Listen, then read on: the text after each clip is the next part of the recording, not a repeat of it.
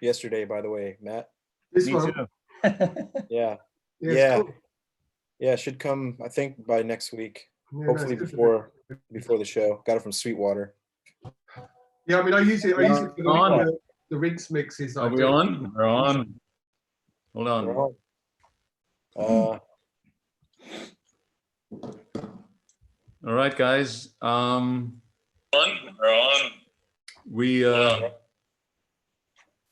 We're live. We're live. Welcome. Live and direct. Cheers. DJ and Beers. DJs and Beers. DJs and Beers. Episode 4? Cheers. Episode 5, guys. 5. It's What been are you- 5 already. Wow. It is 5 already. You missed one. No, you didn't. What are you guys drinking? We're first of all, hello, welcome, world. Here's DJs and Beers, your favorite DJs and Beers. We're still missing one. Yeah. Mr. Drumcell is still missing in action somewhere. But until then, say hi to everyone. And what beers are you drinking? I'm having a Hanalei Island IPA today. You know that? IPA. Oh, I love IPAs. No, I don't know that one. But nice island vibes. I'm drinking a Peroni, which might give some indication to the guest that's coming on tonight. Nice one. I'm drinking a stout. Wow. A double oat milk stout from my friends at Stillwater Artisanal. Thank you, Brian. I got a Pilsner Pop Fuji from Brewery West here in San Pedro, California. It's good. Wow, that looks dope. Unfiltered. Sweet. Mo said he texted you, by the way, Chris. Huh? Mo said he texted you. Did he? I don't know if I want to read the text that he sent me. So I guess We he should do like a version of like mean tweets or something. yeah, what We should read, each of us should read on one of these Hey. episodes, like Mo is essentially Mo is how do you say it? He is in huh?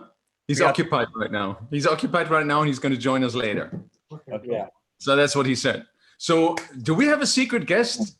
Oh, nay, we have no secret guest at the moment. He's going to join us any second. Because what I want to explain to the people, we're slow, but we're slowly prepping up, building up our game here with how we do this technically, microphone-wise, video-wise, and guest-wise. So we additionally have an official producer now in the show, right? Can we say that?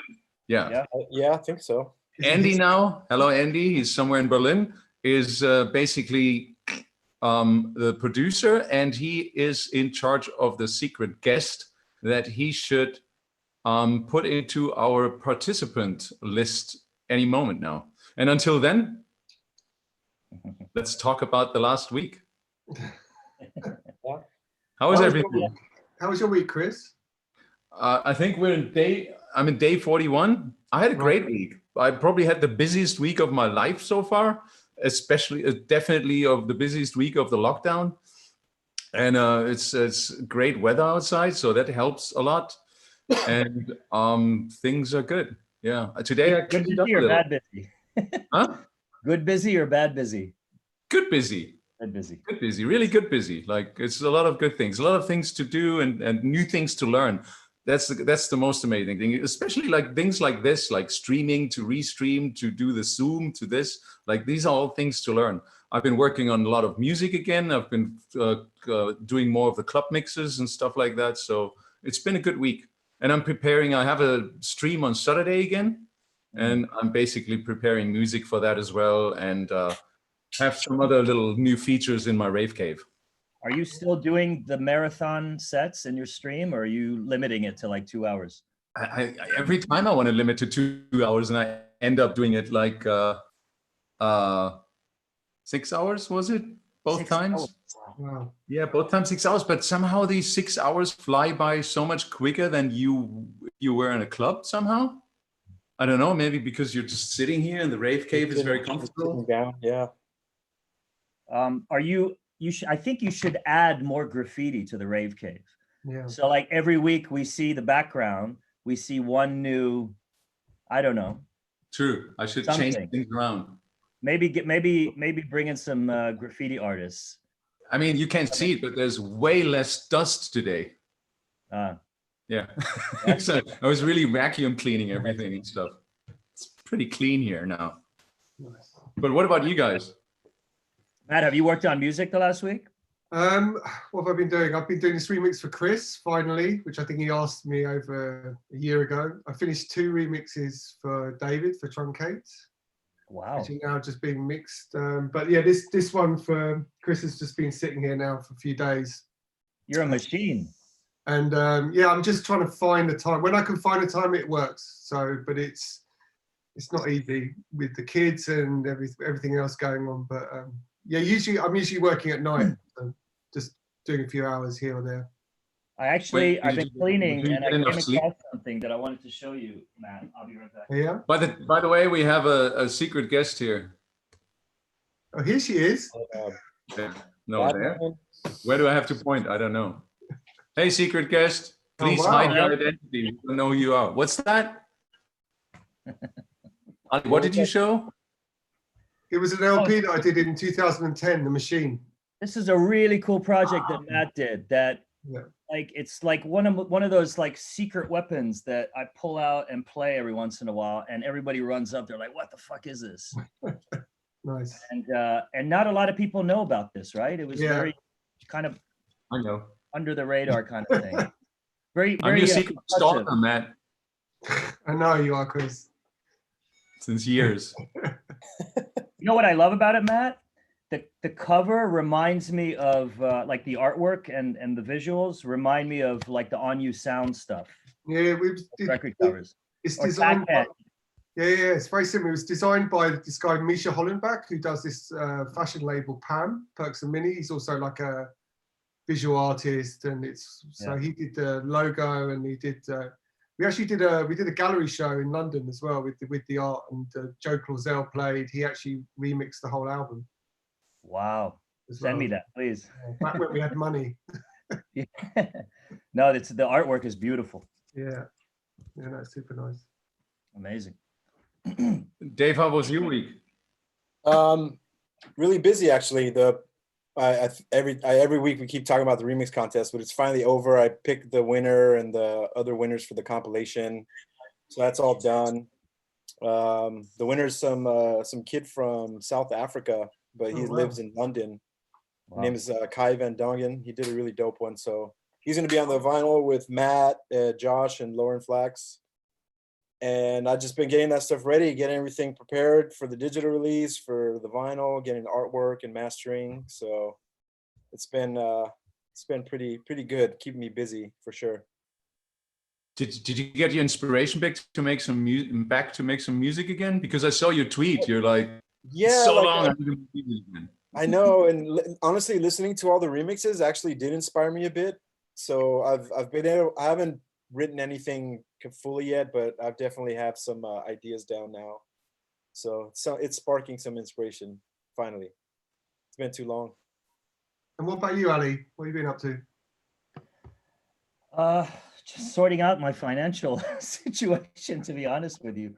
Have you been out? Have you been out and about? Have you been out on the streets? Been to stores? Yeah, I mean, it's not like a full lockdown here. I have been going for walks. I've been visiting my parents who live about 30 minutes away, my brother and his kids. And I just I turn up and hang in front of the house for like 10 minutes and they come out and, we catch up a little bit in person. We all FaceTime every night, but it's not the same, Yeah. And if I am able to, living here, I'm able to, I'm not that far away from them, so I'm able to see them.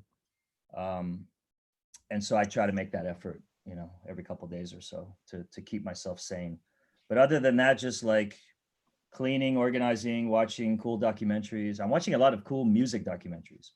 Nice. Like? What did I watch recently? There's an amazing one on Joe Strummer. It was so good, I watched it twice. Because a friend came over and we watched it again, and I had no problem watching it again, and it was better the second time around. Yeah, there's a cool section on that where he was going to Glastonbury a lot, and started to really get into, you know, the rave thing and the and techno and drum and bass and music like that. And he was actually interviewed about that genre. And it was really interesting to hear Joe Strummer from The Clash talking about techno.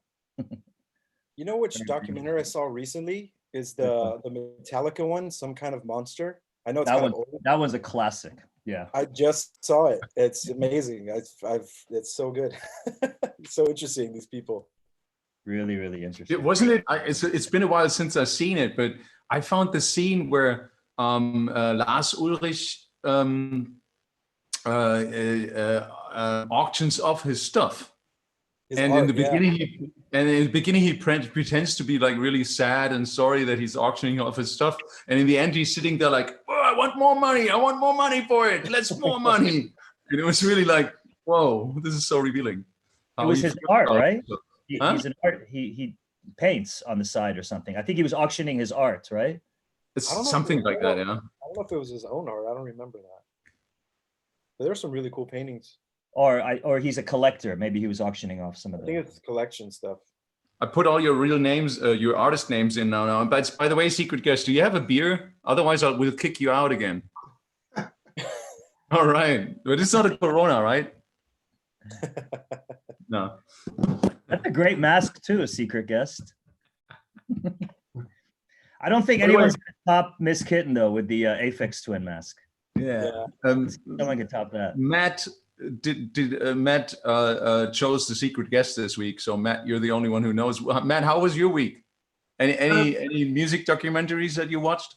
Not really. I mean, like I said, I've just been in the studio a little bit, and then the rest of the time with the family and label stuff, and trying to find the right guest, which he's sitting right there, or she's sitting right there, should I say? How active is the label going to be this year? It's gonna at the moment it's business as usual. Yeah. I had quite a good chat with Leon Oki, who's my label manager. He also looks after Jamie Jones and Damien Lazarus. He looks after quite a few labels, and he's saying that that business is great. The vinyl is selling. I think because people are at home, they don't have, maybe at the moment they don't have other expenses, so they're just sitting there and they're ordering records. So physical sales. You're still doing vinyl on everything this year. Yeah, and physical sales seem to be doing well, and I think Juno, Beatport, etc. are still doing. Yeah, they're doing great.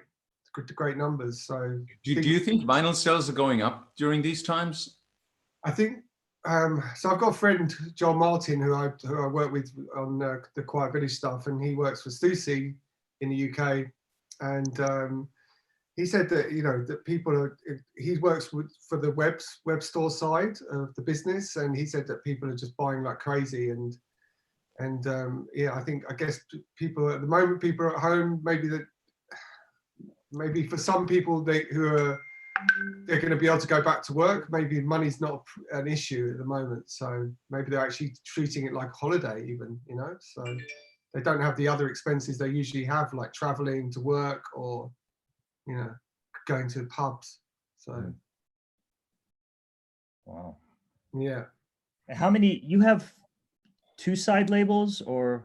At the moment, it's just we're running records, and then we have RSPX, which is the techno label, and then there's Our Time, which is the reissue label. But the main focus at the moment's been the records label, concentrating on some new artists, and I mean the other things work really super well, but especially with Our Time, we have to find the right things to reissue. So. And then it's also about, I guess, it's also about finding the time to schedule things, because I'm always signing new music, and in fact I've got to stop. This is something I've got to stop doing. And how are people submitting demos to you? Like, how are you going? So, I mean, usually it's through friends, and but we're also using Hello Demo, which is this new platform. Yeah. I use that for this mentoring contest that we did with Bridge 48 in Barcelona. Yeah, so we're working with them at the moment. We're just running a remix contest for Black on Black with the served tracks, so that's going through them. And but you know how it is. I guess a lot of the music comes through friends of friends. There's so much. Yeah, I get asked a lot, like, how can I submit a demo? Or people try to submit it to me on Instagram or whatever. And all these years that I've had the label, and I've had the label for like more than 10 years, music just has a way of finding its way to me. There's no, because we've set up links before and we do have a link, but there's so many people that submit stuff. Yeah. Thought of like going through it, it just becomes unmanageable as much as I try to make an effort. Yeah. And music just has a way of just navigating itself somehow to me. And then like you connect with an artist because what you're hearing is really promising, and so you A&R them, in the traditional sense, and they get better, and then you see them do better and start getting booked and getting a music agent, and they start blowing up, and then that's when it's really like satisfying. Yeah. Hey Matt, how long are you giving people to do the remix for the remix contest? I think it's 3 weeks. Yeah, Okay. give some details. Is it still on, and where can people join? Yeah, you can sign up through Hello Demo. You can probably find the links through my Instagram, Facebook. It's pretty much everywhere, and it's pretty straightforward. You sign up, and then you'll be sent the parts, and there's like eight stems, and probably like David's the remix 12 he's doing. We're probably we'll pick a winner, and this will be part of a remix package that will probably come out in October, something like that. We're actually, at the moment, we're in the process of starting to look at remixes for serve tracks, because we have never commissioned any remixes so far. So we're looking at that at the moment. So yeah. Sweet. Are you listening By to the way, Matt's name is Rafios. I was wondering. I was wondering when you noticed. Okay. Ratio slave. Is it ratio slave then? Ratio slave. This is actually a great thing. I can give you guys names. Yeah. Oh, can you call me Record? Just all names. Just like butcher everybody's name. Yeah. I'll do that when I have the next beer. By the way, this beer is fucking fantastic. It's so good. Very good too. Yeah. Is it It's German? very light beer too. Is it a German IPA? No, this is from this brand? It's like where the longboard thing is from and stuff. Oh, Which country? Maui? Not Maui Brewing, right? No. Hanalei? No, I don't think I've ever seen that one actually.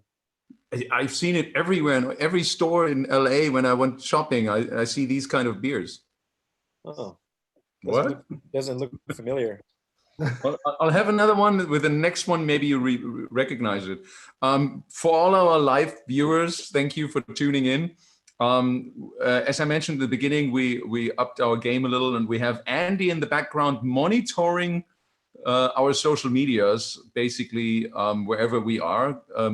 I think on my YouTube channel, for example. So if you want to ask questions, then put them into the chat of the YouTube or the Facebook, and Andy will find them. And then in about the last half an hour of our talk, our plan is to answer some of your questions, right? Is that right, Andy? Andy? Oh, I just got told our secret guest is almost suffocating in his mask. Matt, how about you tell us something about a secret guest, and so we can kind of guess who he is?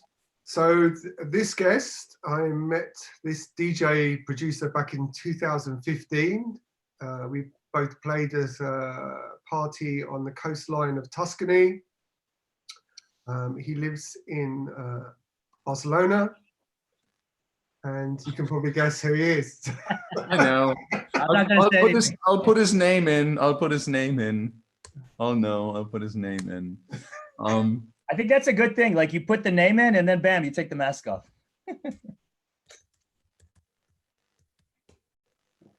I know who it is. Not sure if I spell it right. Did I spell it right? Pope Francis. No. Guess No. again, Chris.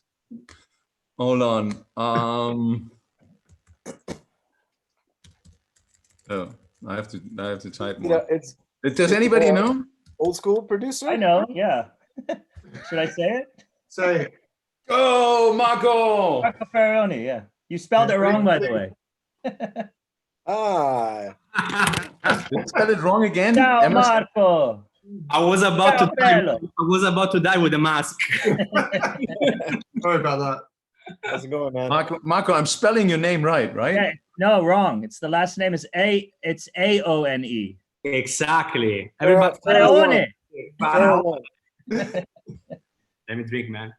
Why do I always Marco, get this cheers. wrong? Am I really? Okay, cheers, Marco. Welcome to the show. Welcome to Thank DJs you and Beers for here. inviting, Matt. Thank you for inviting. My pleasure, as always. You have an album coming out on records. Tomorrow. Yeah, why don't we start there? Tomorrow is coming. Congratulations. Thank you so much. It's a killer album. When is it out? Thanks for the promo, Matt. I played one or two of the tracks on my live stream on Saturday. Killer album. Thank you so much. I really appreciate. I mean, I downloaded it, but I haven't listened yet. Sorry. it's fine. It's fine. You have time. It's better if you take some time. I've seen you were quite busy about this remixes contest in the last couple of days. Yeah. So it's like as soon as you have some free time. I have it downloaded. Give it I a just haven't even opened it. It's still in a zip file. I can totally recommend it. I've been playing, I think, at least 3 tracks or 4 tracks out of your album already in my streams. Thank you so much. I love this So, album. Marco, And, like- and You guys met in 2015, Matt, you said, at a Yeah. gig. Now, Yeah. take us back to that gig and kind of how that all led to you releasing a new album on, is this your debut album? Have you released an artist album before? Or is this the first artist No, album? it's my second album. My first album came out maybe in 2013, 2014. Yeah. So it took me a while until I was able to do another one and release. Obviously, I did a couple of EPs in the meantime. Some of the EPs came out also in Rickets. We did like maybe 3 or 4 EPs in the meantime.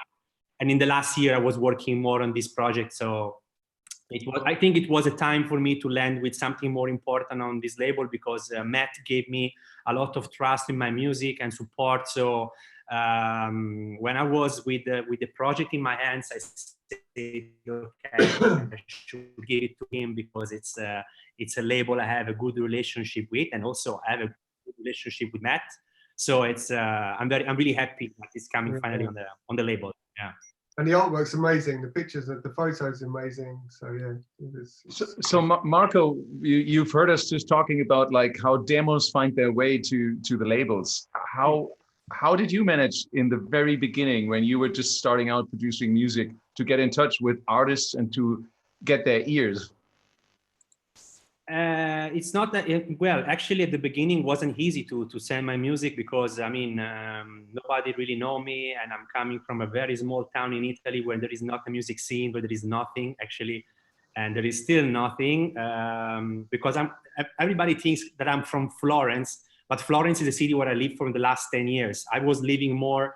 My original city is Lucca, which is a very small city in Tuscany. Maybe some of you know the city. But there is nothing there, so it was not easy for me to start DJing even, and of course sending music to the labels. And I mean, I started step by step by signing the first tracks on the first small labels, and then going through steps into bigger and bigger labels, you know. But it took me a long time. So maybe Ali knows about the real beginning because he was one of the first ones who get my very first releases, and also Chris after a while. But I mean, it took me a long time, and it's not easy for a new talent to send the music out and let some people listen to this music, you know. And it's actually really cool, this thing you guys are doing about this contests and stuff, because you're giving an opportunity that I didn't really have back in the days to some new talents and some great new artists that they deserve some space or some visibility, you know. So it's really important what you guys doing. I really appreciate, to be honest. Yes. Yeah, I remember we played a few times together in Italy. Yeah. Once in Napoli, once in another city. Napoli, yeah, with Ben Sims. I remember it was Ben Sims also playing at the party. And I remember like hanging and listening to you play, and obviously I knew the early productions and stuff. Why I played a very hard set there. No, but it was like hard but funky. Like it wasn't. I was playing after Ben Sims. I remember, so it was really, yeah, really intense, to be honest. But I mean, yeah, we played a couple of times together, and I think I played with all of you except Truncate. With Truncate, I just hang out for dinner. Yeah, that's why I was trying to remember what city was that when you came. Something I love. I can't remember what city that was though. That was quite a while back. Maybe the time we went for dinner was Florence. Florence. Okay. Yeah. And then we hung out for dinner once, if you remember, in LA. Before my show at Incognito. Yeah, that's right. Yeah, it was the other time we went for dinner. And how's everyone in Italy? Sorry? How's everyone in Italy? How's the family and stuff? How's everyone doing? Actually, no, everything is fine, to be honest. My family lives outside of the city, so they I mean, it's quite, I mean, they cannot leave the apartment. They need to stay home, so it's quite complicated, you know. But it's getting, as I know, it's getting a little bit better as they started way before than other countries to take controls and stuff. Yeah. But yeah, still it's difficult, you know. I mean, we just need to wait. There is nothing we can do, actually. I mean, my country is one of the countries that really suffered this situation, because the quarantine has been really intense and really hard, you know, for all of them. I'm living in Barcelona, so I'm, let's say, a bit worried because my family is there and I cannot reach them, and every day I think about what I'm doing and I call them every day to know the situation. But they also say, Marco, there is nothing we can do. We just go to the supermarket, buy some food and come back home. This is everything what they can do.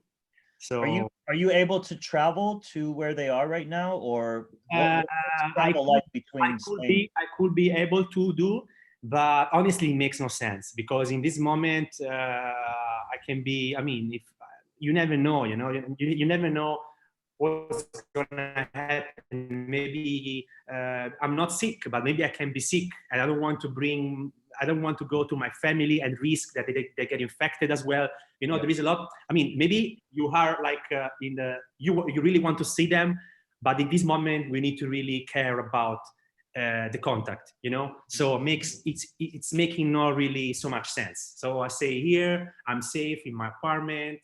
Nobody can touch me. I'm here, so it's like even when you travel, you never know what's gonna happen.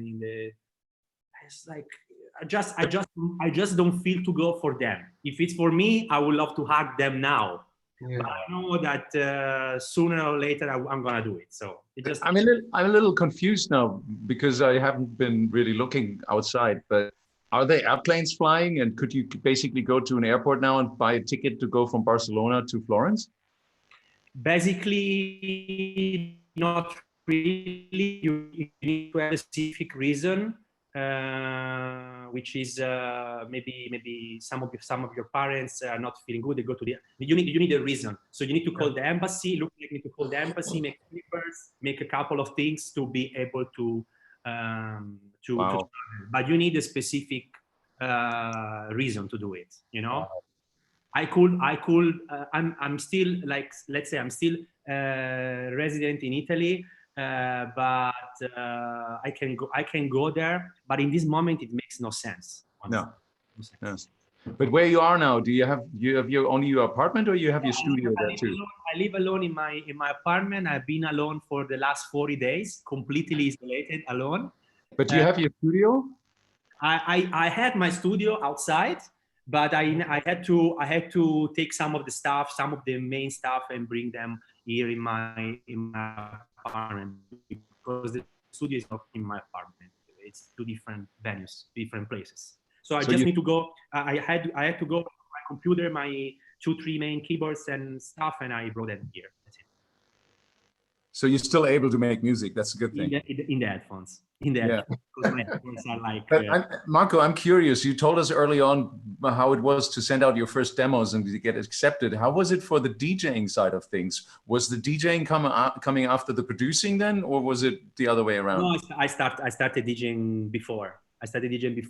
Then and actually in my city we didn't really have a music background. In my city there was nothing in terms of music scene. So I didn't really actually know what to play and from where to start. You know, I started DJing with hip hop, then I moved to drum and bass, and then after drum and bass, I discovered house and techno minimal, which is the big time where Minus and I was also following you guys, Dubfire, Radio Slave, Chris Liebing, everybody. You know, all the legends, the minimal house legends that back in it. I mean, most of you were playing this kind of music back then, in 2006, 2004, 2003. So it was like my, let's say, first approach before I discovered techno. And actually, my first release was kind of minimal, you know. So it records this kind of sound, but I remember how to start, honestly. You know, I was coming from a town without any kind of inspiration and background, so I just took what I could see in the clubs, you know, next to my area. And imagine I saw Radio Slave playing the first time in a club in Italy called La Canniccia, which now is closed. Mm-hmm. And he was playing, it was like maybe 2005. And Chris Liebing, I saw you playing it in Fortezza many times when I was so young. And I didn't have the chance to listen to Ali when I was really, really young. I saw him playing a couple of years later. But well, I mean, I'm listening you guys from a long time, and I really appreciate also Truncate, which is doing amazing now. I play almost all his tracks. I mean, thanks. It's a big pleasure to be here with all of you guys. So how long have you been playing at 10X, Marco? How long's that relationship? The last show was not the one with Gaetano Parisio, was the one I played in February, I think. Okay. But how many years have you been playing there now?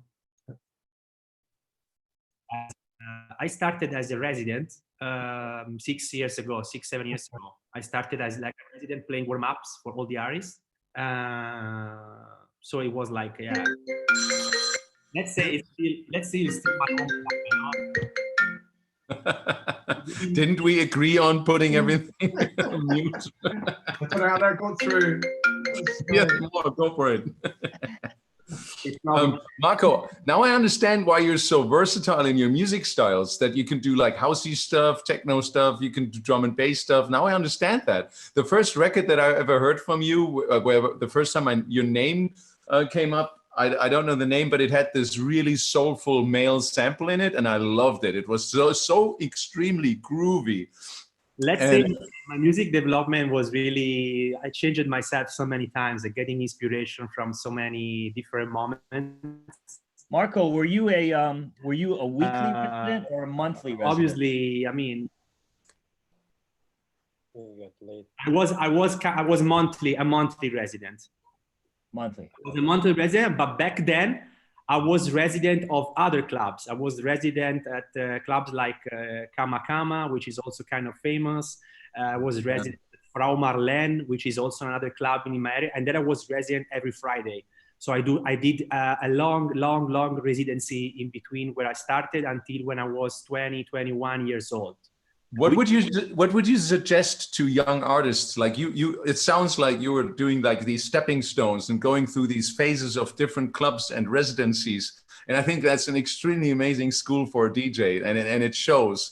What would you like suggest to young DJs who want to become? I suggest them to heard? find a residency, obviously, because this helps you to really understand the crowd, and you know, it is something that many upcoming artists are missing. But sometimes it's not their fault. It's a fault of the clubs, that they're not really focusing on the DJ, on the resident DJ, and they don't give the resident DJ the value that it should maybe have. You know, DJs are listening to the music, they buy records every week, and the promoters sometimes should listen to also to the resident DJ to make a club of to make the program of the club and understand the music direction. You know, which is something now is completely missing. I mean, I don't see so many resident DJs.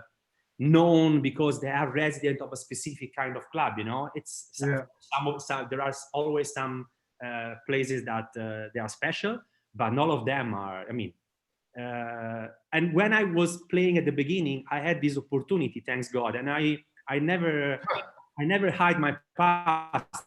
I was also a driver. I was driving to the club. I was bringing them for dinner. I was doing all this bullshit, and I had so many artists that they still remember that, for example. So I mean, for example, I drive once Lemfaki. I drive once to the club. I went in for dinner. I wake him up in the morning to bring him to work, which is something that I always remember. You know, when you remember these kind of things, I think you did them. You did this kind of long, you know, in Italian we call it gavetta. I don't know how you call it in English. When you sacrifice yourself to do things, you know, like this, and you start from the real beginning, it helps you obviously to keep your feet on the ground, because if you don't forget from where you come from, it helps you to maintain your ego and, you know, and being concentrated on what you do and realize how lucky you are today to be in a certain kind of position, you know. So it's really, I have a lot. I mean, did 10X and some of the other clubs that you had residencies at, did they involve you in the booking process? Did they like ask you who they should be booking for the club? So like, how involved were you in that? They always do the final decision, but obviously they always ask. Obviously, yeah, of course. I mean, I'm more like a regular guest of the club, because I'm not playing every week. I play like 4 or 5 times a year, which is still a lot. But I mean, sometimes I suggest some artists to book, and sometimes I bring some artists playing with me, like I did with Chris, for example. I mean, for Chris doesn't need help, but it was a chance for me to share this essay. Guys, I would love to play with Chris. Do it, and they say, okay. Chris was playing in a different club, for example, in Florence. He was playing for so many years at La Fortezza, and it took me a long time to bring him back playing at 10X. I mean, I had to talk with him. You know, it was a long work to. You know, that's funny because I remember 10X because Ali was playing there regularly, right? You played 10X quite regularly, and I always had the feeling 10X never wanted to book me. Yeah. 10X had a reputation maybe at one time as like, also because Alex Neri was a big resident and who set the music policy. He's still a resident, He's still a resident of the club. Yeah. Yeah, and I think for a while they, you know, from what I understood from just talking to Alex and everybody, they really wanted to focus on maintaining the house, you know, sound. Yeah. And then they start, obviously, with techno becoming bigger and bigger and bigger. I don't think they could ignore that any longer. And then they started to introduce, you know, more techno artists. But one thing I love at 10X, I just thought of right now, is that wall of fame. You know, all the artists. How old is that club, Marco? It's been around for... It's a long time. 80s. It's open from... Second, we can say hi to Mo. Oh, Mo. Hello. He's connecting to the audio now. Hello. So it's actually really the club has a really old story. They started like Ali says in the 80s, so it's a long time with the same name. 10X has been... I remember looking at that wall, and I saw Bauhaus had played there, and I happened to be good friends with David J and some of the other members of Love and Rockets and Bauhaus. Yeah. And I was playing that night, but I text David. I'm like, I'm in Florence. You guys are on the Wall of Fame. I'm playing tonight. We're friends, man. It's come full circle. It's really, really crazy. Marco, one question. Can you check if you have some other like internet connections running in the background, because you're crapping out sometimes with your signal? Okay, I will Can find, you find out. Okay. Hi Mo, how are you doing? He's still Can you hear us? connect to audio. He's still connecting. Still connecting. Nope, you're not there yet. You're still connecting. So Marco, your album's coming out tomorrow. I guess this question is for Matt and Marco. Yeah. Being that you know, you're obviously not able to tour right now. What are some new, if you've thought, you know, that far ahead, what are some, or that thoroughly about it, what are some ways that you're going to try to promote the album without you being able to make appearances? Like, is it going to involve you doing live streams like everyone's doing, or what kinds of things are you guys, you know, engaged in right now for the promotion and marketing of the album? I want Matt to answer first on this. I guess what we always do is with records is we'll let the record, we'll release it, let it go and see how it's received, you know, within the first week, and then I guess from that early reaction, then we'll take steps to maybe promote it in certain ways. But of course, you know, Marco was such a busy DJ, you know, and with such a busy schedule. So I mean, yeah, just through all the usual ways, but you know, nothing. We haven't discussed any more than pushing it through YouTube and all the usual ways, you know. I mean, I think the PR's been great, the reaction's been great from DJs, and I guess we'll see how it goes with radio, and it'd be great to get. So I think the album has a certain slant to it that's maybe palatable for radio shows as well. So yeah, we'll see. Did you guys ever, Marco, maybe you can answer that. Did you ever consider, because of this whole virus thing, to put the album on hold till like next year or something? No. Or no, you wanted to get it out there. The thing is with Marco is he already has like even more bombs ready to drop. I don't know where you find the time to make all these bombs. And we're actually saving these ones. I make everything on like 90% of the projects are starting on the road. Yeah. Wow. I bring always my laptop with, of course, I record some sessions home, and then I bring them in my computer, and I just the laptop, because if I don't have time, I just work like this. That's the best way to always keep working and have new ideas and stuff. And yeah, as Matt said, we just signed, and we have a new release coming soon, a new EP. I did 2 mixes for him of 2 of the old classics. Like I did Greenhouse, which is wow, I want to hear that. I did Greenhouse, and which you made on the road. You made that when we were on the road in Colombia, right? I made the Greenhouse remix. Matt knows. He made. This is actually funny. We were in Colombia playing in Cali. Yeah. In Cali, and Matt said, "Oh, you have this Greenhouse package coming.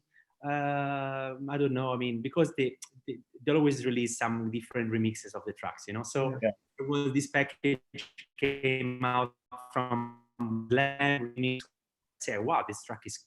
You say, I want to release another package of remixes soon. As I say, but I don't have the samples, you know. So I went in my room in the hotel after dinner.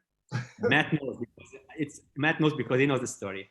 I went in my room after dinner. I bought the samples on Beatport, because like all the stamps, like 20 stamps. Yeah. I bought them. I start working on the remix in the room. I finished the remix in 3 hours, and I played it in the gig with him. They're all yours, efficiency, dude. That's efficiency. I swear, I swear, because Matt remembers when I played the remix, And this is the final version. Of course, I mixed it down when I was home. I care about the mixing, but this is the final version, the one I did when we played in Cali. And you're working in Ableton, right? You do everything in Ableton. Yeah. Mo, are you with us now? I am. Can you guys hear me now? Yay! Welcome. Welcome. What are you drinking? We all Guys, have- Nothing yet. I just rushed into the studio, so I'm You just gotta like, go get a beer. I'm just trying to catch up with everything here. We're gonna give you some That's beer super loud. pressure now. You gotta go get a beer. Beer pressure. I need to get Everyone another hold one up too. your beers. All I have right now is hard alcohol, so that's gonna have to do. Going back to the Here's whiskey. some beer pressure for you. Marco, you know Mo personally. You've met? No, I Marco? never had the No? chance to meet him. No, we never Yeah. met in person. Of course, I know the music, but we never had the chance to meet. No, Well, it's a pleasure to meet you. we will. My pleasure. Yeah. Mo, your volume is really loud. Is it really? Should I turn down the mic? He's got that new mic. It's Which kind one of are you using, Mo? sounds like it's distorting a bit. It's a Zoom H6. Okay. I'm also Hello. if I can Is that find better? maybe if There I you can log in with us. Let's see. Maybe. Wait, Marco, I think the last time I saw you was in Barcelona, right? We played together. And then I was in the car and we dropped you off for an after party at Shlomi Abra's studio. And I said, bye-bye. We went to the after party. Right. That was the last time I saw you. That was February. When was that? That was February like 2nd. he just got back from that after party. Are you still there? Maybe is that the room of his studio? Still there. This is actually funny because I was really happy because this was the very first time I played back to back with Ali, and it was like a very big pleasure. Obviously, we played in this party that we did at Input in Barcelona, and yeah, We had a lot of sake, I remember. the We had a party, lot the of party sake. was really fun. It was really fun, honestly. So It was- I was in the good. I went with Shlomi Eber in his studio after party with all our friends. And it was nice morning to remember. I know how those stories end. So I said bye-bye. Well, Marco, Sometimes hey, Marco, I'm the how one old are you? writing that story. Sometimes I'm like, no, I know how that chapter is gonna end. What, David? Are you regretting this by now because of the times we're in now that we were missing out on parties we should have gone to? You know what? I'm not really a hardcore after party guy. But sometimes when the mood is good, I just go with my friends and have fun. You know, it's like. But I'm not searching for. I don't go crazy to find after party. You know, like when it happens and it's good, I will just follow the vibe.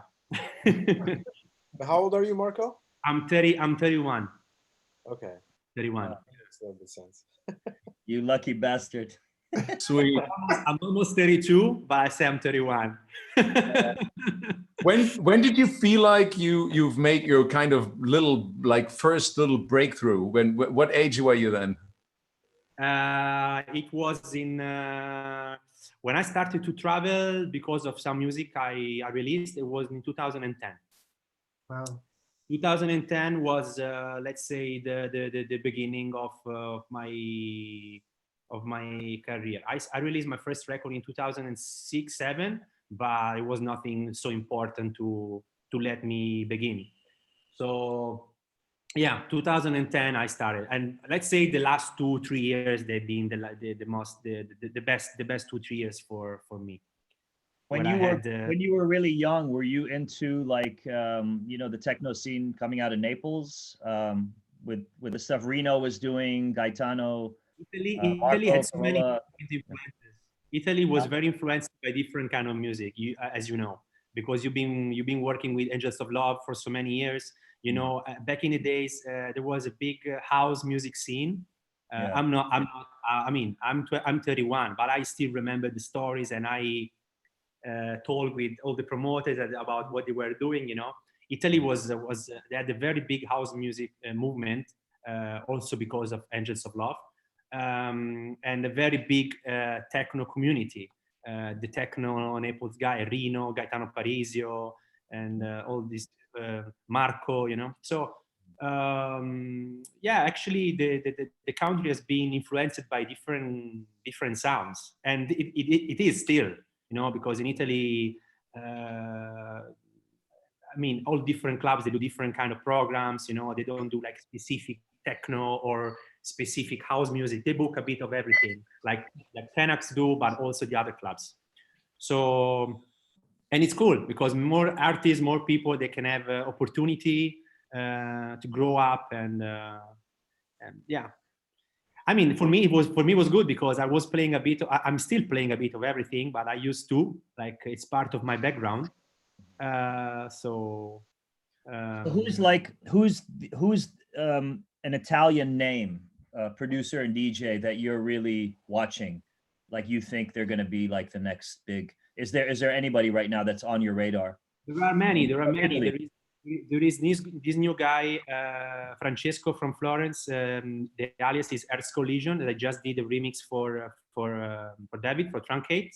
He released on the free compilation of remixes together with Alexander Kowalski and some other names.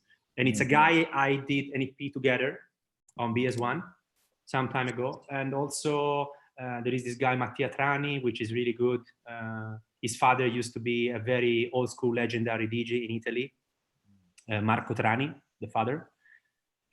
So yeah, there are many upcoming new talents, man. Italy is always some people that they are Italians, I don't even know, because they always put these strange names, and I don't even know that they are Italian. So sometimes they got an email, oh Marco, how are you? And I didn't even know, you know. Maybe I was playing his tracks since a long time or whatever. Yeah. And yeah, there are so many. Italian scene has always many great talents. I guess Chris and David, that's my cue to get a refill. I'll be right back. I finished my beer. I had to get a freshie. You know what the interesting thing is? I went to this place we have in Frankfurt, which has like over 2,000 kinds of beers, and they have this refrigerator that you can walk in, but because of the virus, you can't go in, so you can only tell the guy what kinds of beers do you want. But obviously you can tell him like, I want this, I want that. So I told him, like, bring me 5 nice pale ales. He only brought me 2 pale ales and 3, like, I have them in the fridge, like a sour beer and stuff like this. And I just realized he brought me one which the expiry date went out like last month. So I'm sure the guy took the chance to just go back and say like, okay, let's get rid of like 5 beers that nobody wants here. Yeah. Let's test it. Cheers. Cheers. Cheers. Mo, since you just joined, how was your week? Have you been productive? No audio. His Rode mic. There, Mike, I'm back on, right? Okay. there you go. Yeah. No. Yeah, I just put my head down and just kind of got in the studio and just been focusing on making music as much as possible. I've decided to just cut out the news, cut out any kind of incoming traffic coming from external sources, reading Twitter, getting into techno drama or anything going on, because it just completely deflates my creative spirit. So, you know, just hanging with friends and talking with people, making music, and just trying to enjoy my time that I have here at home. Yeah, I made a conscious decision on Sunday not to watch like CNN or any of the other news programs. I haven't watched the news in like I feel so much better. I don't know anything that's going on besides what I hear on here or that I see on Facebook. So what you're saying, ignorance is good. Right yesterday, now, so yesterday I woke up on Twitter, and do I wake up every morning on Twitter? No, not really. I'm trying to stay away. I see it. And the message from DJ Mag was, Ushuaia has decided to cancel all parties in May. Oh yeah. And my reaction was like, May? Like, was somebody really thinking you're still doing a party in May?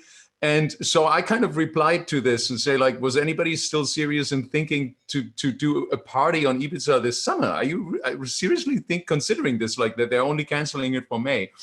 And I know then Benny Rodriguez joined in and he said, like, I'm sure there's nothing happening till September. And then Alessandro Cottini, who's a good friend of Mo as well, he basically tweeted then, everyone who thinks there's going to be any event in the next 18 months is delusional. Yeah. So I'm going to throw this into this round here now. What do you guys think? I think like there's so much uncertainty out there that there's so many opinions of people feeling like they're able to exert some control on the situation by having an opinion about some arbitrary date that they think things are going to get back to normal. So unless you're I don't think anybody knows. Nobody knows. Quite frankly, nobody knows. And Anyone, you know, of course, the government is not going to say, you know, you guys are basically going to be in quarantine for the next 18 months. You know, they're not going to say that. They're going to give you little slivers of hope. You know, it's going to be a lockdown till this date. And then as that date approaches, they're going to say, well, things aren't going as well as we'd hoped.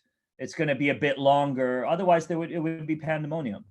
It's like who made the reference? I don't know if it was Chris or someone else talking about like when you're at the airport and the flight's delayed, and you know sometimes the flight will be delayed 3 hours, but they're not going to say 3 hours. They'll say 30 minutes, and every 30 minutes they'll give you an update.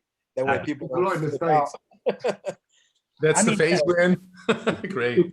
To keep you calm, let's say, you know. Yeah, because if you say your flight's delayed for 5 hours, you go crazy. But then the question is, until when you don't explode, right? Yeah. Yeah. It's going to be. I think it's going to be a problem to keep all these young kids home during the summer, especially in Spain, Italy, folkloristic countries where people want to go out. It's hot, and people want to spend time on the beach, and they want to go out. So it's going to be very problematic to keep all these people home and maintain the control on the streets. Because what if 2,000-3,000 people go in a square in Milan, they throw beers on the floor and they destroy everything for 1, 2, 3 days, 1 month?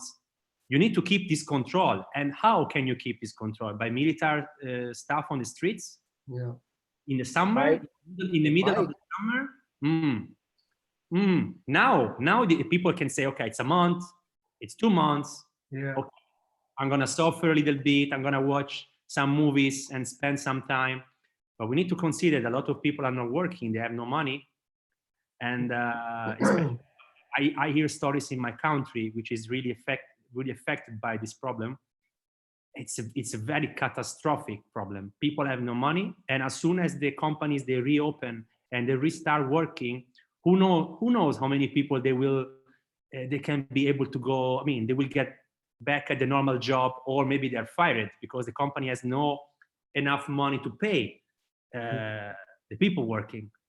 So it's a lot of different kind of and in the meantime, you need to keep the control.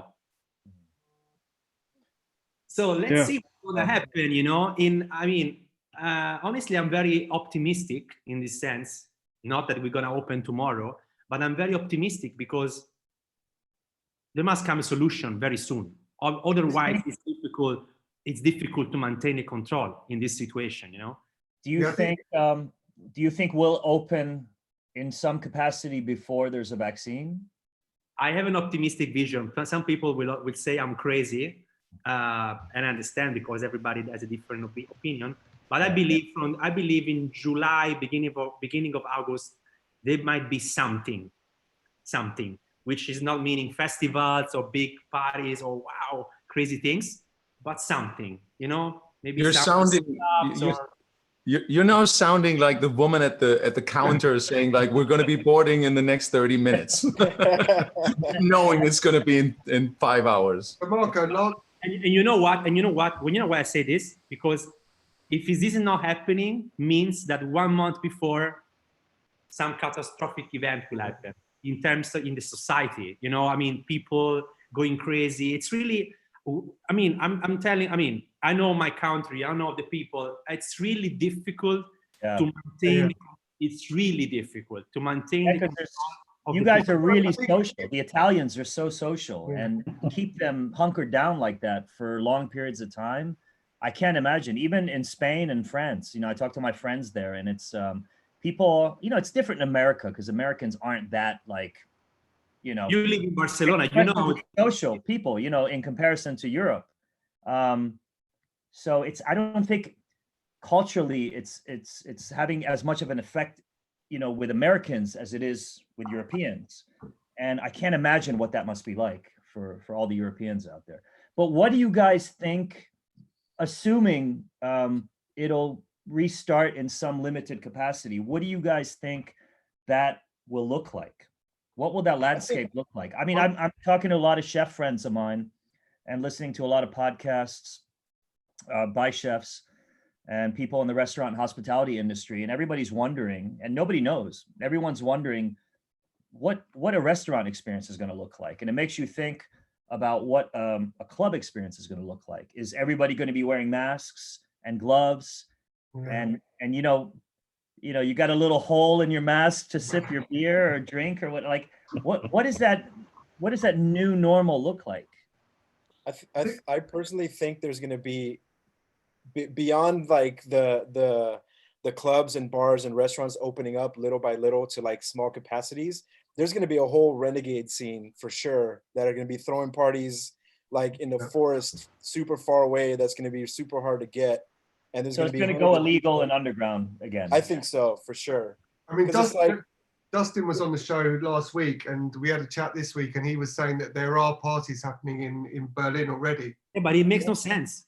There's If you think illegal it parties. makes no sense. In terms of sharing the virus, it makes no sense because it's better to put people in a club with controls and stuff than let people go around in the squares and destroying everything, throwing. But when you know how it is, Marco, when you're young, I mean, people really, that's the last thing on their mind. They're not thinking, it's like, you know, people who smoke and don't get cancer carry on smoking, you know?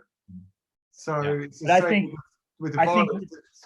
You'll see, you'll see, I mean, you know, pre 9/11, nobody thought that we would ever have the kind of intrusive security that we have, right? But that became our new normal, you know, post 9/11, and now we accept it. It's annoying.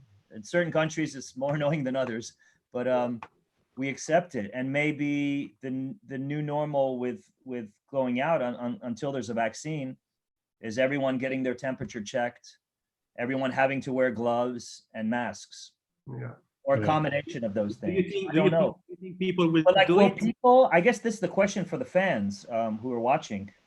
Would you guys wait until there's a vaccine and you can go out and express yourself and have the kind of freedoms that you enjoyed before? Or would you, just for the sake of getting out of your kind of isolation, would you deal with the limitations, with the restrictions, just to go out and be amongst one another and listen to, if there's DJs that are able to like fly around and come play for you? I mean, that's a question for the fans. I mean, what would you guys, what do you guys see, and what would you accept? I think it's the latter. I think people, once they start lifting some of the restrictions, people are going to want to get out so bad and go out as much as they can, you know, probably being as cautious as they can as well. But you'll have for sure you'll have the renegade parties that are just like, fuck that, we're going to throw a desert party and there's going to be 1,000 people. I think so anyway. Yeah. Do you think as a society we're going to, you know, like everyone's talking about, like maybe the whole handshake thing isn't a great idea? That's probably going to change. That's going to change, right? And, you know, like, you know Italians, how much do we care about this? And maybe you're not going to be so quick to, you know, have a sip of your friend's drink or some random person's drink, or a drag from the guy in front of you.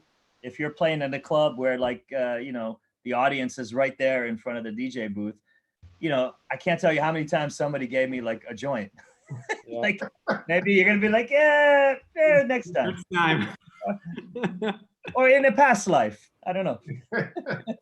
Yeah. Well, they were talking about, I forgot, where did I read this? Where I believe it was a Tim Dillon show or something, where they were talking about having these rapid testing for events, where now they're starting to consider implementing this for like baseball games and sporting events, where before you go to any kind of public event, you would have to go somewhere, get a rapid test, and then you would have on your phone like a red or a green sign that would say that you passed or you failed. Like a And then Burglar sticker.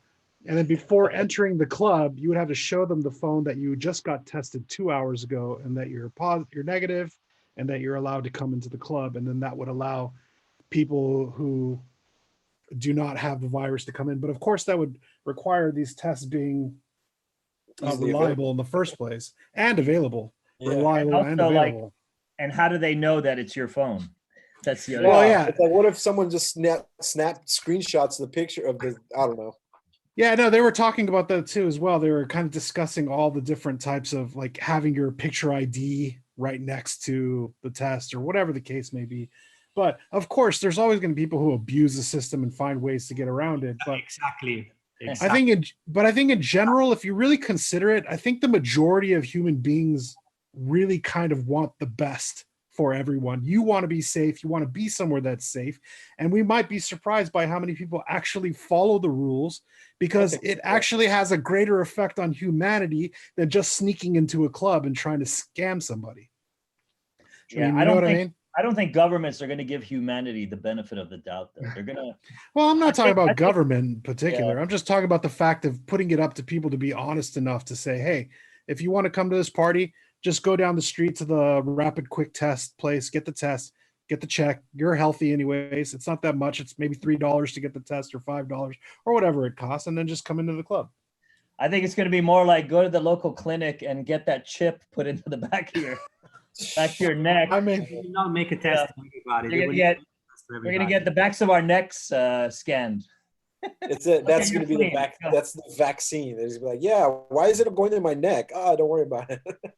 No, that'll be your what everything. It's the mark of the beast. That'll be your medical record, your ID, your Biometric data. biometric. I think there's Scan definitely with your phone and all your data is like on your phone. It's crazy. there's definitely, we need to find a somehow a middle way, because you have to have a compromise. I think, you cannot. We're in a social experiment here worldwide. Yeah, there's no clubs, no festivals, and now I mean we're only in like, let's say 40 days. Yeah, give it another 1, 2, 3, 4 months. What effect does it have to our society or to the world population if people are not allowed to let off steam on the weekend and go to festivals and go to clubs? What effect will it have on our psyche, on our mental health and everything? That you have to take that into account as well. Yeah. And I actually spoke to my doctor today, because I went to my, as I mentioned before on the shows, I had a test done. And it came back negative because I had all the symptoms and everything, but the test came back negative. So my doctor called me 3 days ago and he said, like, I have an antibody test now. And if you want to do it, let's do it. So I went and did the antibody test. And he called me today and he said the antibody test came back negative. So apparently I've never had the virus. The chances are that we're all going to get the virus at some point is there. So I was a little sad because I was hoping I have had it already. Yeah. But then you start thinking, we're opening up slowly in Germany. Some other places are opening up slowly. And in the past 30 days, let's say in the beginning, when everything was on a lockdown, it kind of felt like everybody's on a lockdown.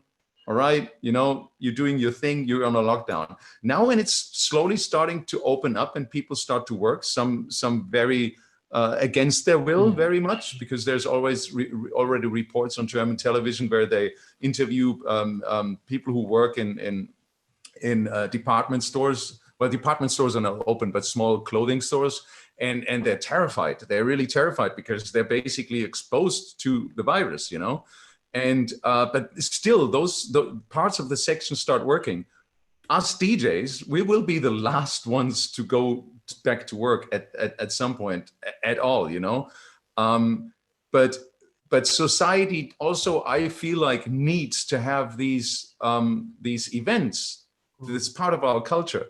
So where do we find the middle ground in risking lives by spreading more virus and saving lives by staying home? And I mean, we have a virus on this planet, and we cannot really go about it thinking we have to try like everything possible to save every life, because that, on the other hand, will cost lives on the other side again because of craziness, of economic failure. So I think it's so incredibly important for all the politicians, and in the end, it's the politicians who decide that, right? Because the experts only going to give advice. And most experts will say everybody stays home. But then there are some experts who say like, no, that makes no sense if everybody completely stays home. That's what my doctor told me today too. It's like, it doesn't make a sense if we're all staying home completely all the time, because then we're just postponing the problem. You know, the virus will be still out there. And once we open it, then we get it. So we have to slowly go out. But this we will do by knowing we will kill people, vulnerable people, or people who get the virus and will not survive it. So this is kind of this really weird situation we're in right now, I think. I mean, it seems like a lot of the decisions that they've been making are based on the weight on the healthcare system of each country, right? Like how is what we're doing, the decisions that we're making, the restrictions, what effect is it having on the healthcare system? You know, because nobody wants the healthcare system to collapse. Sure. Mm.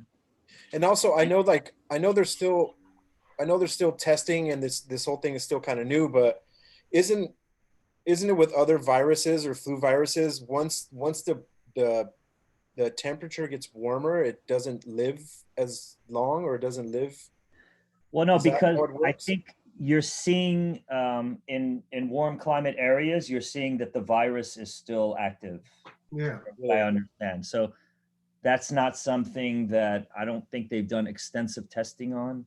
Because it's like we're getting into summer. It's like we're getting into summertime now, and I wonder if that's going to affect the virus, at least the transmission of the virus at all, or not. I don't know. That's what They didn't find out, but I think I have to make one thing clear. I think we're way not at that point yet where we should go out and do parties. I mean, honestly, Yeah, there's healthcare workers who are in such a big strain of stress right now. And I think even it's too early to open up stores now and have people working there who actually want to be staying home because they're afraid of the virus, and they get forced basically to stand in their stores. I think that's way too early. But then again, you know, how much longer do you want to postpone that? But obviously right now we're still on quite a high level. But at some point, something needs to happen, I think. Yeah, I don't think, I mean, I'm sorry, I don't mean to sound negative, but I think techno is falling really low on the priority list of things we should be concerned about, because, I mean, it's starting to get to the point where I'm starting to find friends that I'm really close with that I know who are constantly telling me that, you know, their uncle passed away or their grandfather passed away. And it's easy when you start hearing shit on the news and you don't know anyone personal that it's starting to affect, but it's starting to creep into my 2 degrees of separation now. And then that puts everything into perspective, because you know, it's different when you're seeing it on TV and you're like, oh, it'll never happen to me, but it's starting to happen to people we know more and more and more and more. That's true. And I don't know, I think we got to switch our focus and our mindset into helping us get over this and recovering from this before being concerned about, you know, when the next party is going to be happening. Hey, Chris, did DJ Magazine respond to your tweet? Actually, they didn't. We should have them on at some point and ask them about this. I mean, they were just reporting in a way, you know. Actually, we should rather talk to Ushuaia Ibiza and ask them, like, why didn't you already cancel the parties for June and July and August? I mean, somebody sent me an article that I haven't read yet, but apparently the culture minister said that they're going to start looking at reopening Spain in 2 phases. And phase 1 will obviously include like the essential workers, but they're making leisure and culture activities kind of a later priority. So that's not going to open back up till the end of the year, apparently. Something has already opened in Barcelona, for example. Say again? something is already open in Barcelona, for example. Like a week ago, there was no cars, nothing on the street. Now, if you wake up in the morning and you look outside, there is quite There's not activity. But you Yeah. still can't go to the beach, can you? Huh?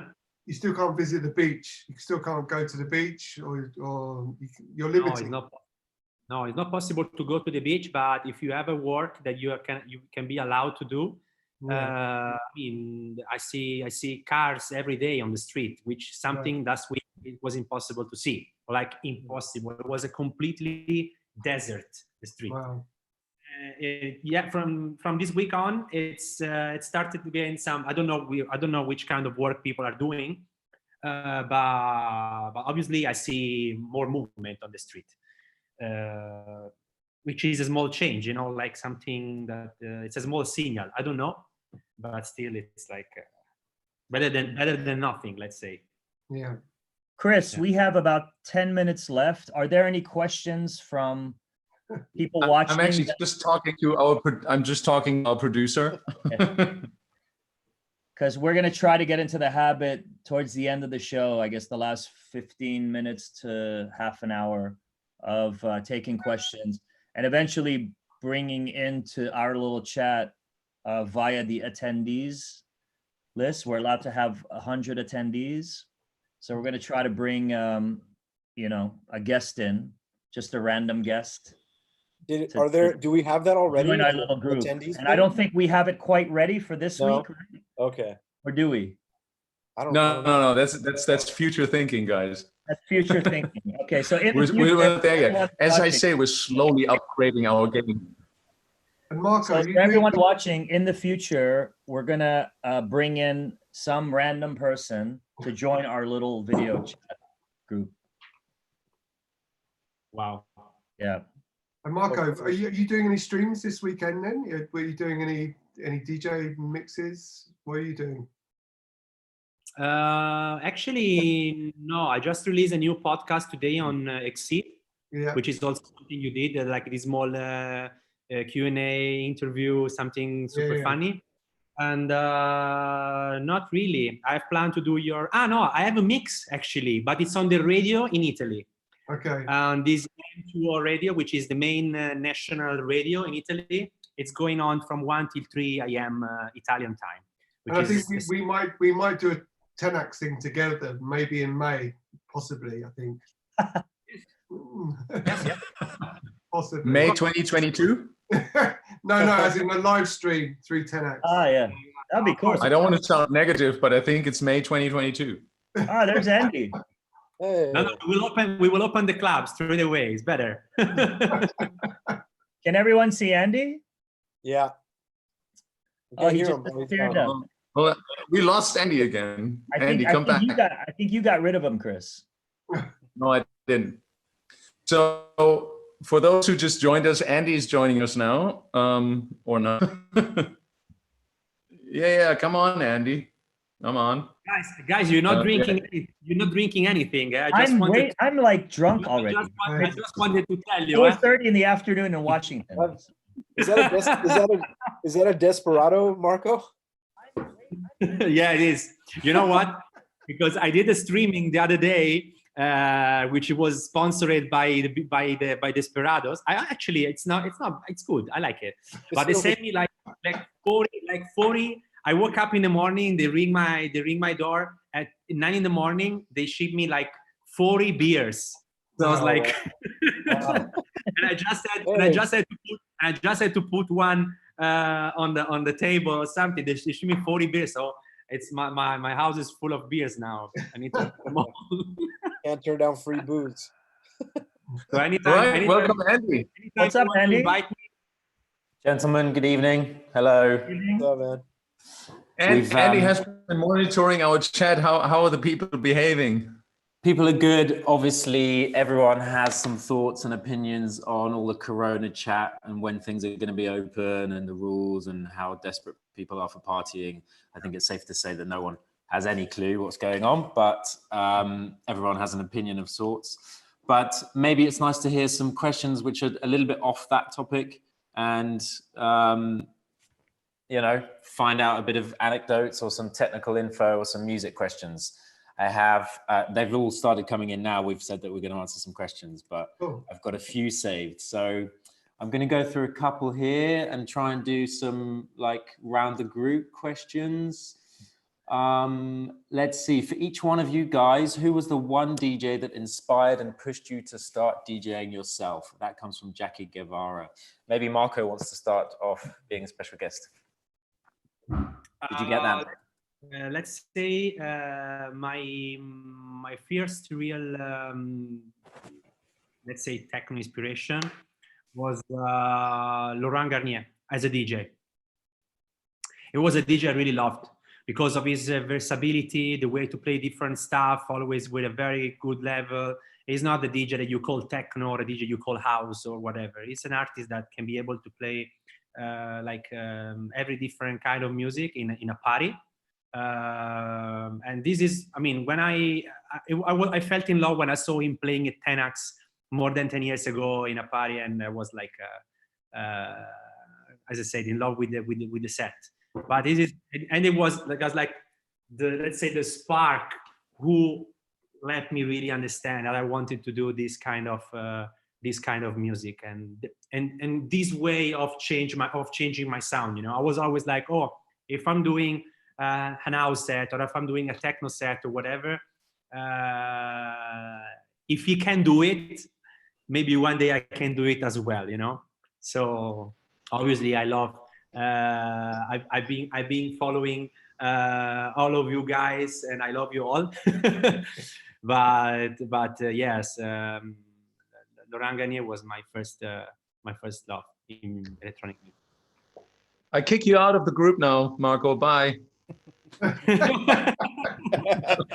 Bye. Mo, what's yours? I would say, without a doubt, it would definitely be Jeff Mills. He was definitely a huge inspiration for me. And then I remember when I first traveled outside of LA, I went to Detroit in maybe 2000 or 2001. And I went to Richie Houghton was throwing a control party. And he played a 12-hour set. And back then, I think this is when he was still playing 140 BPM hard techno. And that 12-hour set completely blew my mind. And shortly after that, I would definitely say Speedy J, when I first saw him play Yell Party in Detroit, flipped my world upside down. And then also when you guys did collabs the year after, was just like, I think that set me on the path of musically of where I wanted to go. Wow. Mo, you can stay on. No, but honestly, I'll say that Jochen Pop's music has probably influenced me more than just anything, because like the diversity of the styles of stuff, like when he did the Shocking Hobby album, which he had mentioned in the past, it was like infusing electronica and industrial music, and then you would hear him do these like live techno sets, and just that diversity of musical styles really just completely influenced me. And as you can see, even me as an artist today, my musical style is so diverse as well. I'm not always just doing 4/4 techno stuff. And I think that's kind of, I don't know, gave me a vision to see how many opportunities and directions there were to go musically. And then I can recommend everyone to listen to Mo's album, Sleep Complex, Drum Complex. Sleep Complex, back on CLR. That's definitely one to listen to. Yeah. David? I guess if we go back to the very beginning, it was actually my brother that got me into DJing. He was, you know, like, I don't know if we spoke about this before, but like in LA back in the 90s, there was like a huge backyard party scene and just like ditching parties and stuff like that. So my brother was really into that, and I saw him DJing, and that got me interested into DJing. And he would drive me to his friend's house, and I would play on his DJ setup and stuff like that. So as far as like starting as a DJ, that's what got me into it. But then when I got to more influences from bigger artists like Jeff Mills and Dave Clark, and I mean Ben Sims for sure, all those guys definitely, like I was trying to get to that level of skills behind the decks, you know, because I love the quick cuts and you know, just like not crazy with effects. I know Dave is kind of crazy with the effects now, but as far as like the mixing and the quick in and out, I really enjoyed that. That inspired me in the beginning. And how does it feel like? Because you're playing with Ben Sims now these days, back to back, and what all these guys.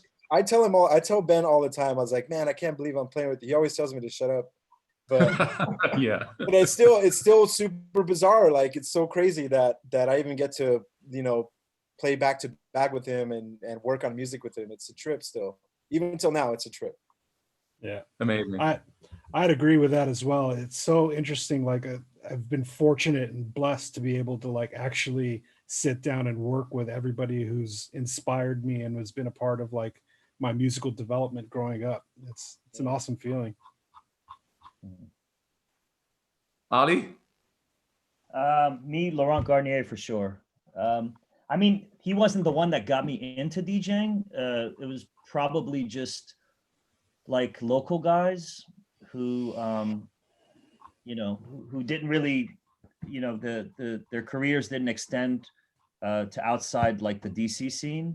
But Laurent was coming and playing open to closed sets in Washington, DC for a couple of friends of mine. One of them ended up becoming my lawyer for many, many years. But they were throwing these early kind of rave style events, and Laurent would come, and I think maybe I was even underage, but I was allowed to come while like the venue wasn't open, and Laurent would arrive and, you know, get all his music together, and I was just like kind of watching from the sidelines, and then I would stay till the very end of the night and just watch him weave so many different styles of music from the very beginning. He's very much a DJ's DJ, is he? When he was Ali? He was like the first international DJ that really inspired me to kind of go international or think international. But there was a lot of amazing DJs in DC that we had, a couple of English guys that really got me into the craft. Yeah. Ali, which year it was, more or less? This is like late 80s, early 90s, like 1990. Yeah. Okay. I was thinking that the first time I saw him playing, I was 20 years old. Yeah. It's quite funny. I mean, it was really, so funny. There was like, back then in DC, there was 2 clubs, and I've said this in interviews, but it's really funny to think about it. There was 2 clubs, and both of the residents were English for some reason. There's not a lot of English people in DC, but these residents were English. Christian Wolf and Ian Carnes. They played in 2 different clubs that were right next to one another. And Christian was like an incredible programmer, and technically he was perfect, like beat mixing, you know, vinyl. Ian train wrecked every single mix. Like he just could not mix. And everybody would just kind of roll their eyes, and you know, all the DJ wannabes or the DJs at the time would just be like, what the fuck? But this guy was huge, and you know, he would train wreck the mix, but the song that he would play would make everybody go crazy. So I learned the technical part of it from Christian, and then next door, Ian taught me, you know, what you play, how important it is to play a certain song at a certain time of night, and how to build from one song to the next. So for him, it didn't matter that he couldn't mix.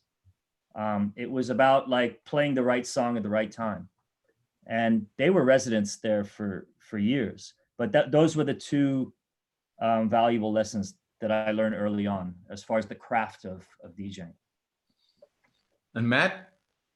For me, I mean, I think I was really inspired by the movie Wild Styles. So Grandmaster Flash and DJ Grand Wizard Theodore. This was like 1982, but then I was super young. So it wasn't until my late teens when I started going to clubs in London, like the Milk Bar, listening to David Durrell and Pete Tong back then, and also Danny Rampling.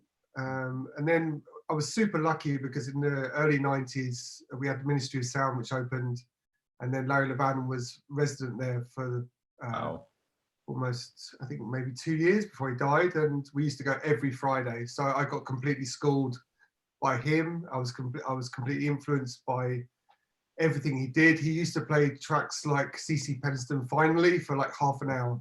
Yeah. Play the vocal version, then he'd play the mono dub, And by the time, you know, he'd finished this long spiraling mix, you know, everyone would be going crazy. But he introduced me to so much, you know, crazy music. And a lot of people booed him at the time, you know, because I think it was such a huge rave scene, and you know, there was clubs like Rage going on as well, which we used to go to. But it was, I guess, it was the variety and the, you know, there was everyone from Jocelyn Brown doing live PAs, and yeah, it was incredible. That period, it was very diverse, and a lot of my friends who were jazz funk heads in the 80s were going there, and he would play everything from jazz to disco. And so yeah, I guess he was probably the one, and I was super lucky, I guess.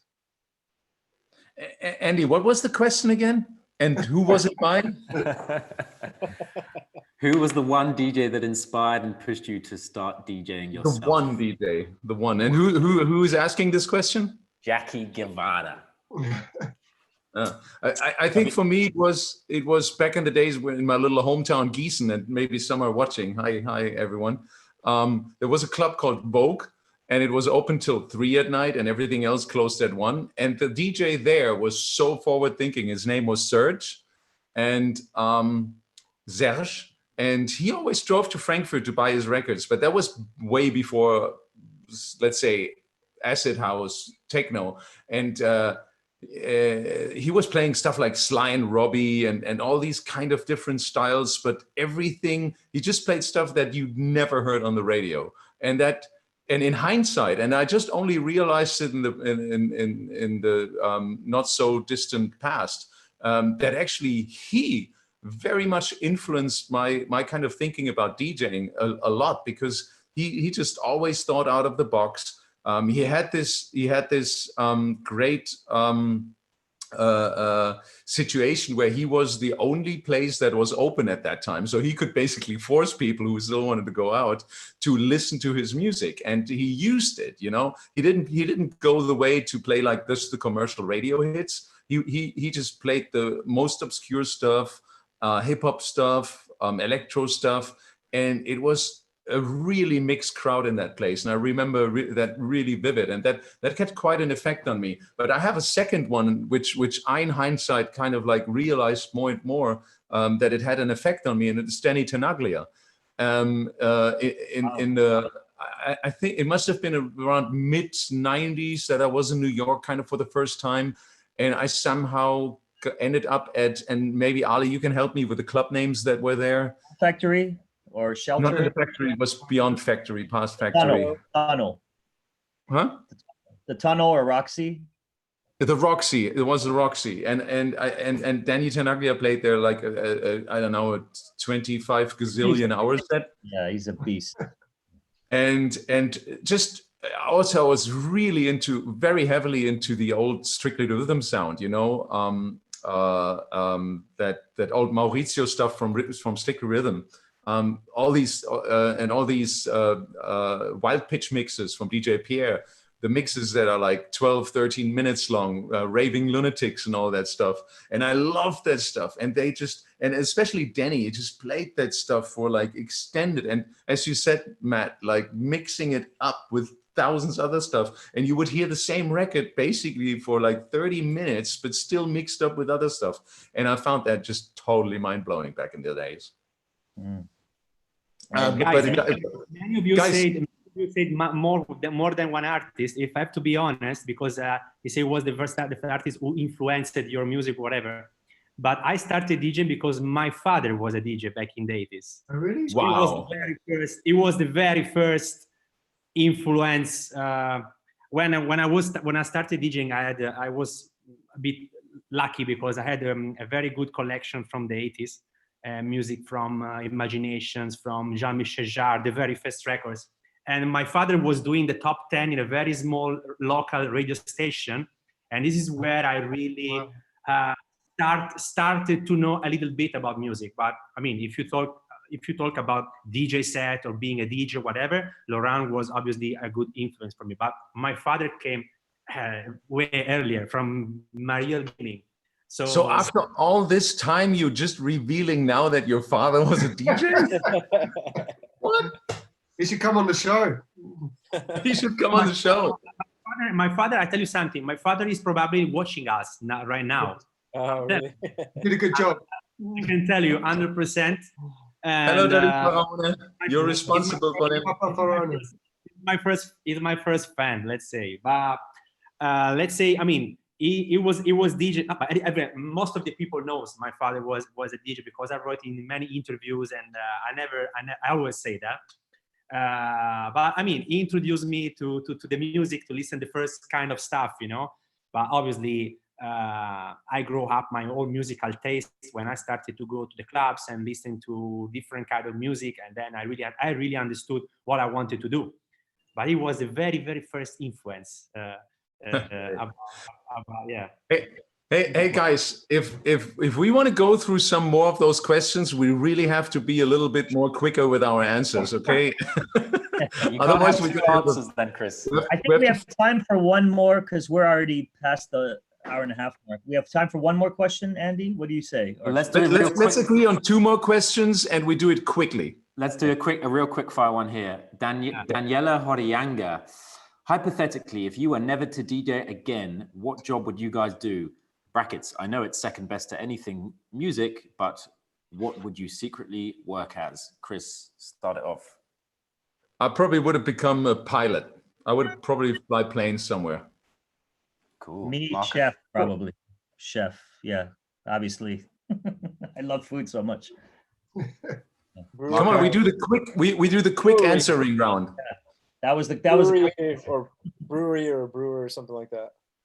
Artist, Right. painter, something like that. a what? Painter, artist, or just something like that. Did you say it's something besides music completely? Yeah. Yeah, it would definitely be photography or an artist or something like that. Marco? I was about to say photographer as well, or graphic designer. That's what I like. Yeah.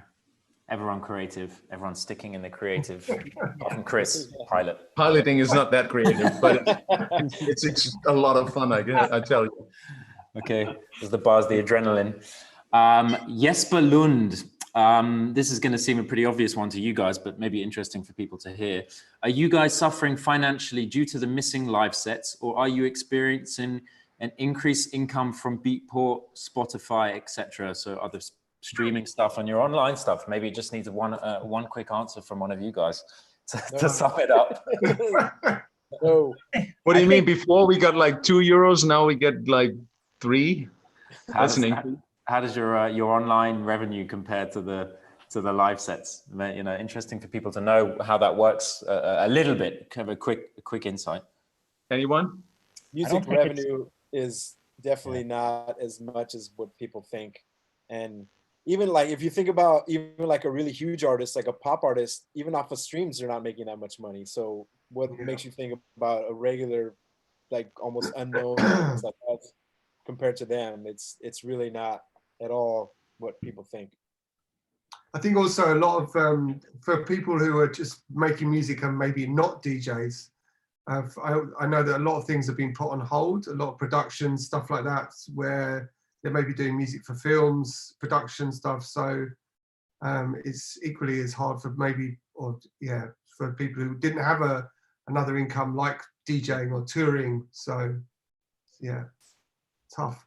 Do you think it's more important for artists to consider their not just playing live, but to consider their productions, their social media online, all the other possible revenue streams that there could be in 6, 12, 18 months time, rather than just relying totally on the live sets or DJing out there?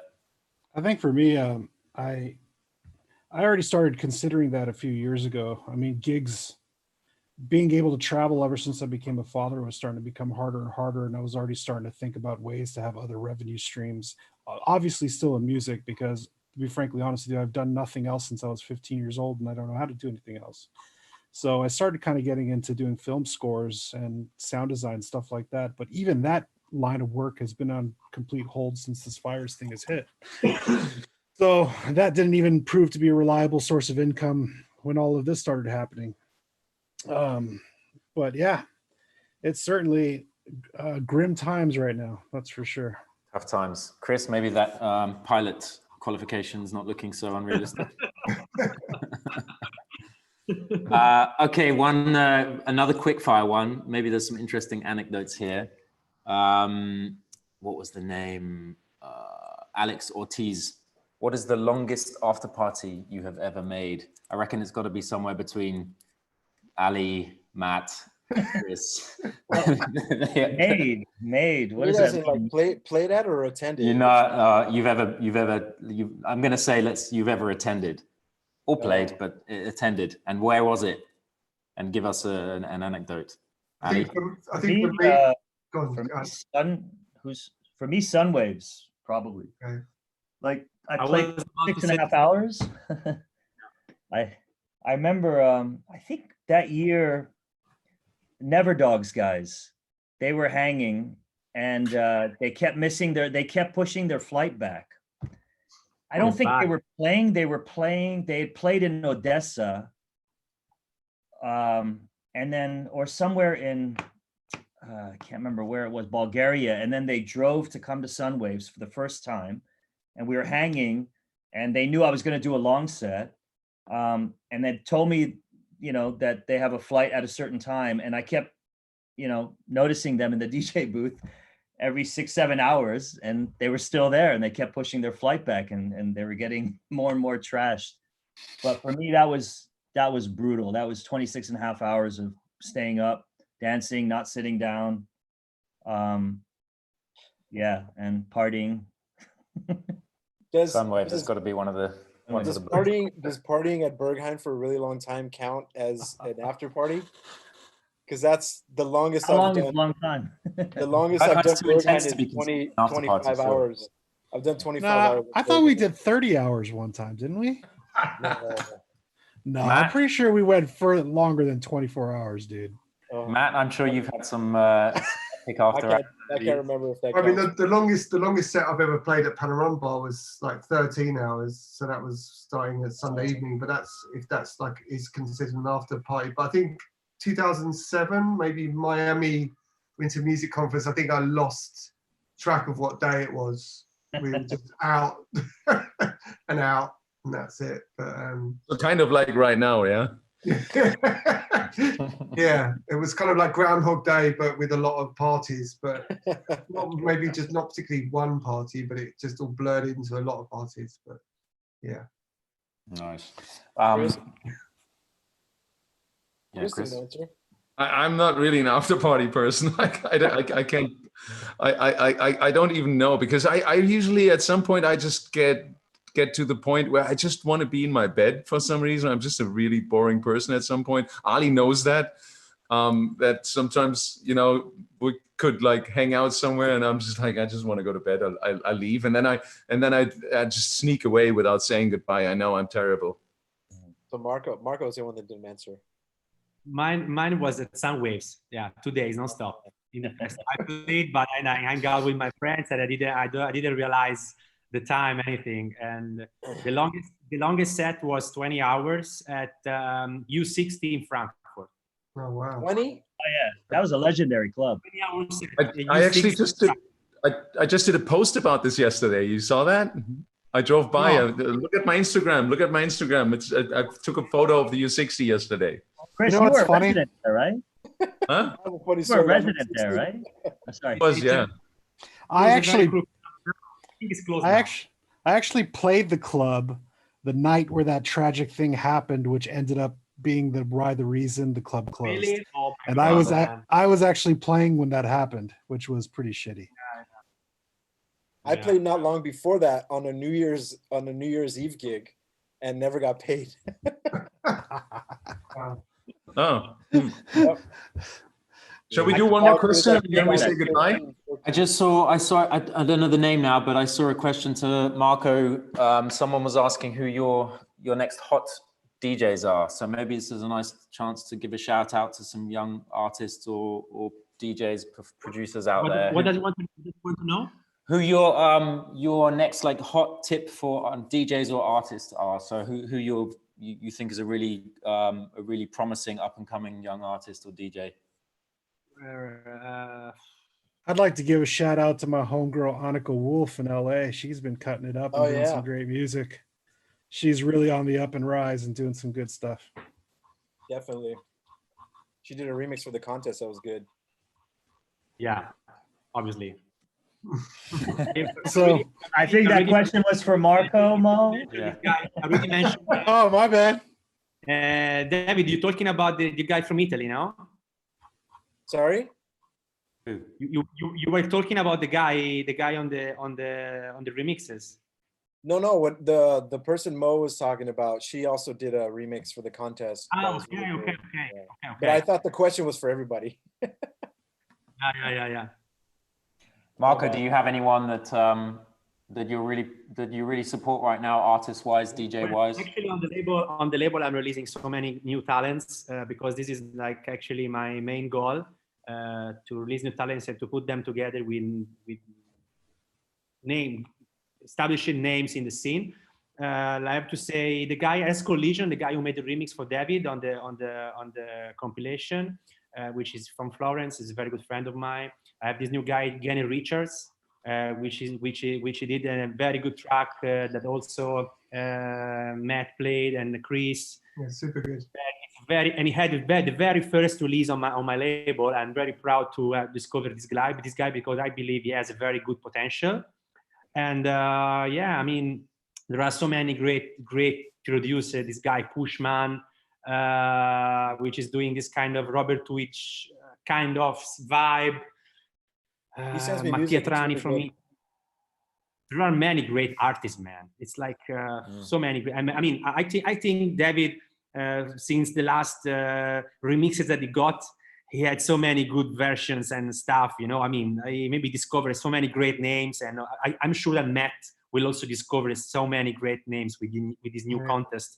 It's really interesting to see how many people sometimes we cannot pay attention to because we are traveling and we are focusing on other things. But there are so many people making great music, and sometimes we should consider to pay more attention to them. Maybe guys, if you have some great recommendations, write them on in the comment section of this video when it's gone live on your Facebook or on the YouTube, and shout out to all these artists. Matt, I also put the link to the remix contest in the comments here, so I think it went to all of the profiles where the comments were. We really talked about it in the beginning. It's a very good thing that many of the artists are doing. I mean, in this moment, Matt and David are doing in the David just did. It's a very good thing, man. We discover so many great talents making good music, and sometimes we don't have time touring and stuff. We need to. It's very important that we pay attention sometimes to music that people send us, because I want to give a shout out to a young talent. His name is Frankie Bromley, and he's from Manchester. And he just basically is 18 years old. And I met him at when I did my album release party in Manchester at a bar. And he was like super young, standing in the background, but so knowledgeable. He keeps sending me tracks. He's DJing already. He's so in there with his heart and passion. So that's a name to look out for. Frankie Bromley. Nice. Nice one, guys. Good to know. I feel like my job here is done. You can sign off now. Guys, thanks so much for the amazing talk. Marco, it was amazing to have you on board. My beers are empty as well. It was a big pleasure to have this time with you guys. Your album is out tomorrow on Records, which is Matt's label. Actually, the vinyl, it's out 2 days ago on June. Yeah. The big announcement of the release, it's when the digital comes, and it's coming today. I think Spotify is releasing the music at midnight. Yeah. So I hope the Beatport is at 3 o'clock. In an hour or something, it will be on Spotify.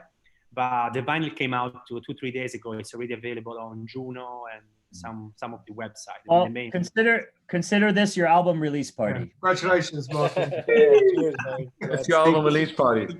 So, what do you guys have planned? I'm having a stream coming up this Saturday at 10 p.m. Central European time, so Frankfurt time. Not sure. I guess I'm going to be playing longer than 2 hours again. I suppose so. What do you guys have planned this week? What can people look into, watch out for besides Marco's album and my stream. Mo and I have a stream we're doing with the local LA promoters, Compound. I can't remember the date though, but I think it's pretty soon. But Mo and I will blast it on Facebook, so we'll be doing that. It's gonna be all LA artists, so that should be pretty cool.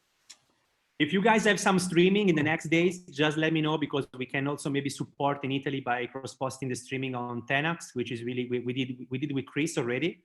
I can talk to the guys, and if you want to have some promotion in Italy, I mean, making some noise in Italy, just let me know, and we will open a cross-post. I will do this for you. It's fine. That'd be great. Actually, our stream that I'm doing with David is Friday, May 1st. Okay. That's a big weekend for streaming. There's a lot going on. Every weekend now. I found this. I think streaming midweek is the best. Yeah. Yeah. Of course. Ali? Every week, Saturday night, from 7:30 Eastern Standard Time, I do like typically a techno set, and then Sundays are reggae, dub and reggae. And that seems to be really what? Considering the time change, they can tune in when I finish on Saturday, right? Yeah, I think it's working out that way, right? Yeah. Well planned out, dude. Well planned out. Yeah. And by the way, for those who were asking in the chat, yes, I will play some of my new mixes that I've done for the album. And Matt, what have you planned besides the release party tomorrow? Just finishing your remix, Chris. That's it. Yay! Can I play it on the weekend too? Then your remix? Yeah, I'll try and do maybe three versions probably, and then I've got a list on my wall. I pinned it to the wall of all of the jobs, all the things that I promised people months ago. I'm slowly working through it. So yeah. Chris, you need to start working on my remix then.